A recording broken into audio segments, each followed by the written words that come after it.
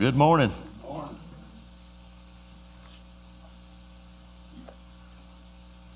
Did you have a good week in the Lord? Y'all knew I was going to ask.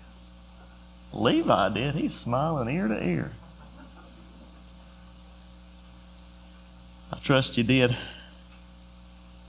This old world, at times it can get you down, can't it? We look out there in the events that's going on in our country in the past couple of weeks, and just some of it shocking. But we're called to take up our cross. And that implies a death. It implies a death. We're in Ruth chapter 2.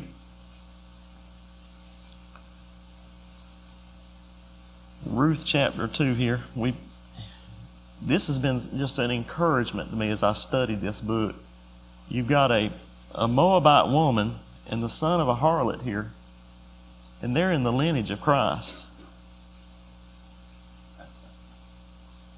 Oh, the love that drew salvation's plan. Oh, the mighty gulf that God did span at Calvary. Down to man. Yet, as I mentioned last time, Ruth here, by the law, she had access to the field, but by Boaz's grace, she was granted access to his possessions. In the overarching examples here, just is an encouragement to me, because I know how unworthy I am. And Ruth knew who she was and what she was and how unworthy she was. And like I've reiterated before, a lot of times we feel like we've got to be doing something spectacular in our daily lives other than living our daily lives. If we're living them unto Him, that's what these people were doing. Remember, they were in the time of Judges. The last verse of Judges says, and every man was doing that which was right in his own eyes. And I look around us and I see what's going on. Melissa asked me the other day, she says, what do we do with this event that's happened here in our country? And I told her, I said, you better go read Acts 6 and 7.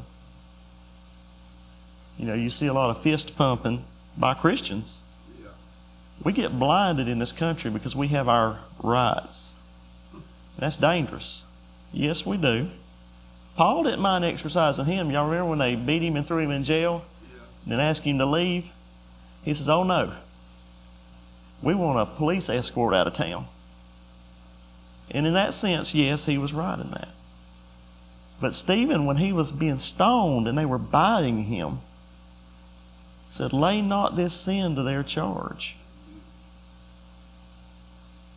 And I got to thinking and reading this here in Ruth, where she's now ate with Boaz and them, and what she does next is she continues what she's there for. And let's pick this up in verse 15 of chapter 2. And when she was risen up to glean, but Boaz commanded his young men, saying, let her glean among the sheaves, and reproach her not. And let fall also some of the handfuls of purpose for her, and leave them, that she may glean them, and rebuke her not. So she gleaned in the field until even, and beat out that she had gleaned, and it was about an ephah of barley. And she took it up and went into the city, and her mother-in-law saw what she had gleaned, and she brought forth and gave her that she had reserved after she was sufficed. I got to thinking when Melissa asked me that, us men, we are ordered to be spiritual leaders in our home. That is an order. And I'm going to tell you something, standing here just honest before God, man, I've been derelict in my duties a lot of times in that. But how did I know to tell her that? Well, just like Ruth here, one day I took something home with me. And I got to thinking, what did Ruth take home here, and what did she leave behind? She didn't carry the chaff home. She carried the good stuff home. What are we doing here today? Why are we here? When we go through those doors and head home, what are we going to take with us? Is this about who we sing, what we did, what we talked about? Or what, He gave her access to this stuff, but He didn't do it for her. And I told you, draw nigh to God, and He'll draw nigh to you. If I don't have it, it's because I ain't been in the field gleaning for it, like Ruth did. Listen, this is a hard-working woman. Mother-in-law's at home bitter. Ruth's just carrying on her daily life working. My grandma used to say, idle hands are the devil's workshop.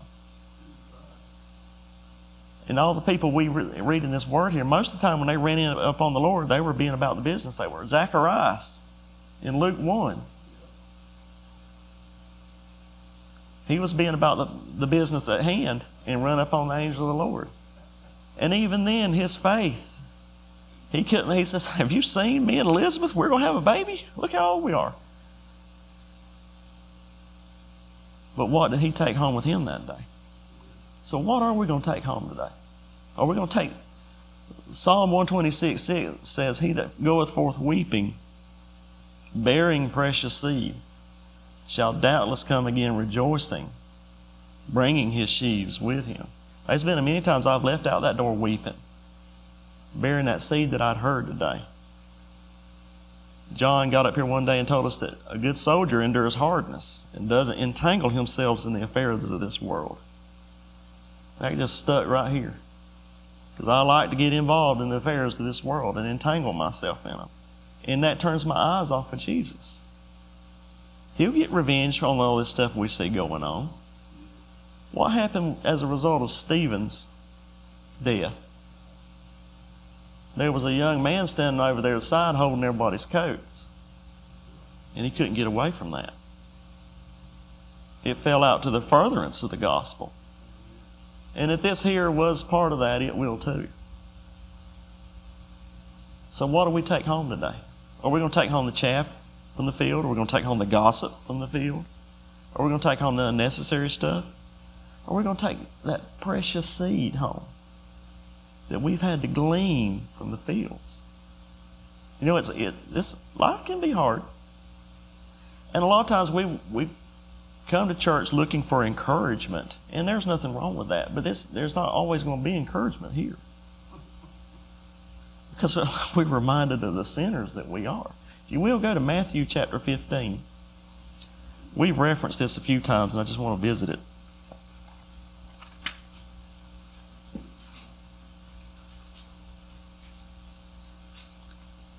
We'll look at what this woman took home with her, another lady. You women, y'all are not left out of this. We all have our roles to play spiritually. And like I said, the man is to be the leader of the spiritual home. And Timothy even said in that woman is saved through childbearing, meaning she's important too. Ruth here got a book in the Bible named after her. Look at Hannah's prayer. Got the greatest judge ever lived because she prayed and asked God. And this woman here in verse 22, now Mark 7 tells us she was a Greek woman, a Syrophoenician. She's not a Jew. She's an outsider. And one of the striking things here, verse 22, and behold, a woman of Canaan came out of the same coast and cried unto him, saying, have mercy on me, O Lord, thou son of David. My daughter is grievously vexed with a devil. But he answered her not a word. And his disciples came and besought him, saying, send her away, for she crieth after us. But he answered and said, I am not sent, but unto the lost sheep of the house of Israel. Did he encourage her? Did he encourage her? I mean, this is the Lord. See, this is the reverse of what our modern religion teaches us. That we don't have to glean for it. That if we would just pay our seed offering every week, we'll get that new Cadillac. The Lord said, I'm not here for your people.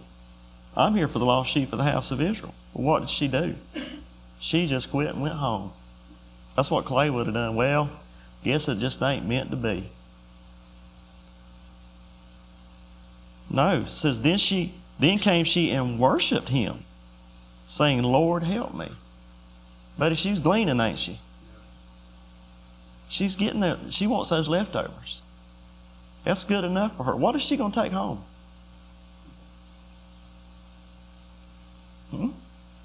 what am I going to take home today? And when I take it home, what am I going to do with it? Am I going to let the fowls of the air pluck it out? Am I going to let the cares of this world come in and choke it off so I don't... One of the hardest things we're going to do this week is do this stuff. We can talk about it. We can rejoice over it. We can sing about it. But how do we say, lay not this sin to their charge? How do we get up and glean in the field even though we've lost our husband and our father-in-law like Ruth had, and had left mother and father and country, and has come into a land where she's a complete stranger? What happens here? But he answered and said, It is not meet to take the children's bread and cast it to the dogs. And she said, Truth, Lord, yet the dogs eat the crumbs which fall from their master's table. That's our problem, brother. We're not hungry enough anymore. We've become satisfied. We've got our rights. We hide behind that. We've become comfortable. The devil has got us right where he wants us, neutralized. And, and it's just a light thing for us to choose whether to do this or not do this. And that's what I want to challenge you to take home with you today. How am I living this?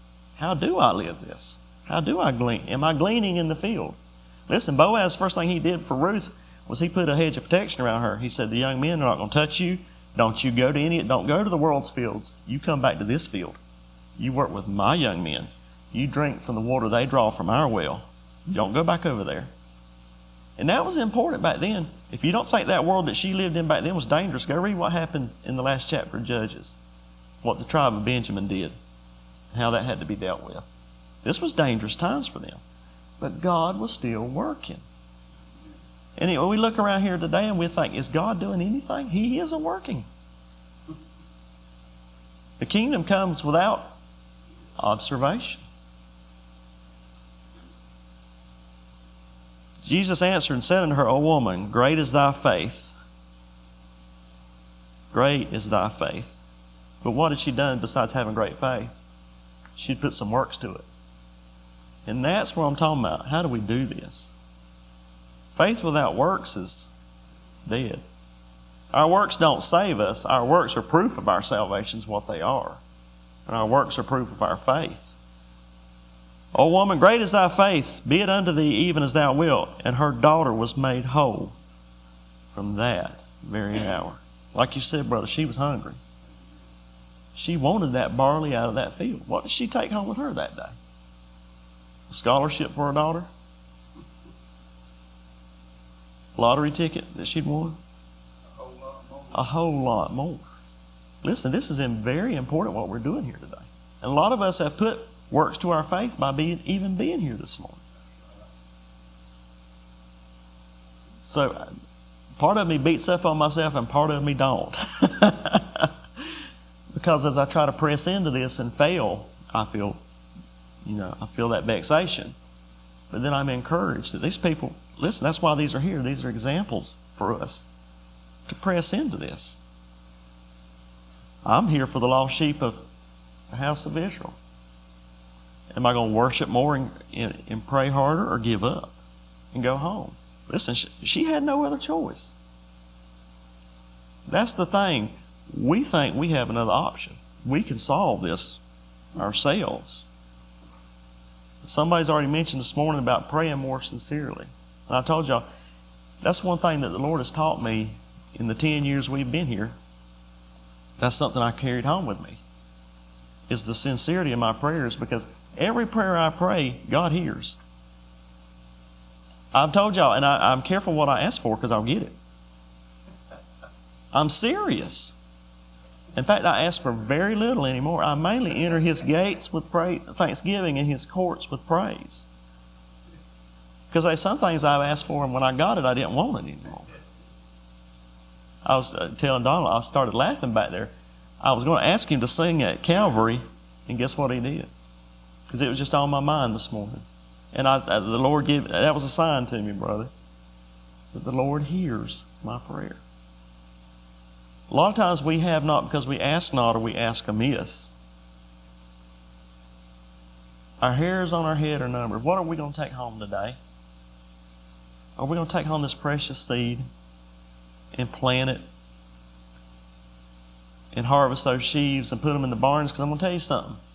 The very first devotional I did here, almost 10 years, it was 10, coming up on 10 years ago now in November. Our faith must outlast His silence.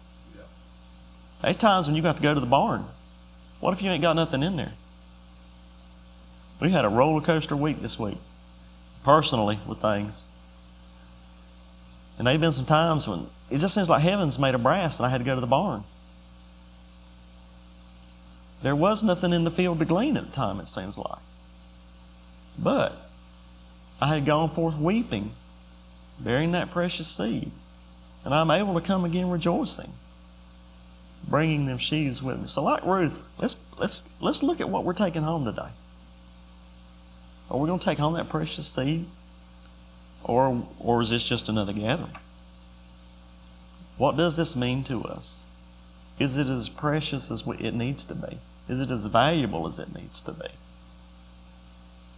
That's my challenge to you. And that's my challenge to myself here. This becomes ritualistic if you ain't careful. You can take it for granted. I told y'all, I grew up in a Christian home, went to church 3 to 4 times a week. We'd open the doors sometimes if necessary. And I for some reason, it just went right over my head for years. And I don't know why I've asked the Lord that, but in His time and in His presence, I've learned of the value of that field that I'm in. And to savor the crumbs that fall from the Master's table. And to be thankful for that. What are you going to take home today? I love you. May the Lord bless you.